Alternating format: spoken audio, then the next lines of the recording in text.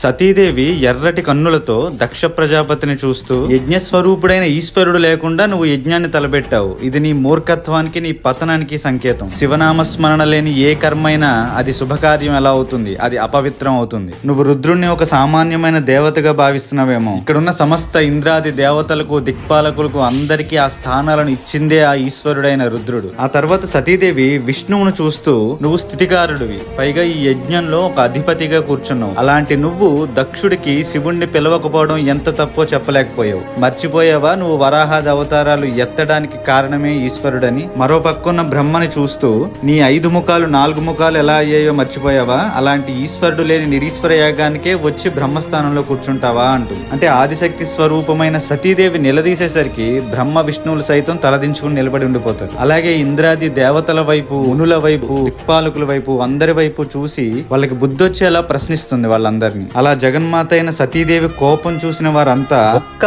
మాట కూడా మాట్లాడకుండా భయంతో తల దించుకుని అలా ఉండిపోయారంతే. అంటే ఇక్కడ సతీదేవి ఏదో తన భర్త మీద ప్రేమతో మిగతా వాళ్ళందరినీ అకారణంగా దూషించట్లేదు. యజ్ఞం అనేది శుభములు జరగడం కోసం చేస్తాం. శుభాలను ఇచ్చేవాడు ఈశ్వరుడు. శివ అంటేనే శుభం. అలాంటి ఈశ్వరుడు లేని యజ్ఞం ఎవరూ తలపెట్టకూడదు, తలపెట్టినా ఎవరూ సహకరించకూడదు అని లోకాలకు చెప్పడానికి ఆవిడ అంత ఆగ్రహానికి గురవ్వాల్సి వచ్చింది. హరహర మహాదేవ లేదా నమశివాయ అని కామెంట్ చేయడం మర్చిపోకండి. అండ్ చాలా మంది శివపురాణం రీల్ పెట్టు అని మెసేజ్ చేస్తున్నారు, కానీ అలా మెసేజ్ చేస్తున్న వాళ్ళు ఎవరు ఫాలో అవ్వట్లేదు. అంత ఇంట్రెస్ట్ గా శివపురాణం గురించి కానీ ఇంతకు ముందు నేను చేసిన చాలా కంటెంట్ నుండి నేర్చుకుంటున్న వాళ్ళు ఫాలో కూడా చేస్తే నాకు మరింత స్ట్రెంగ్త్ వస్తుంది.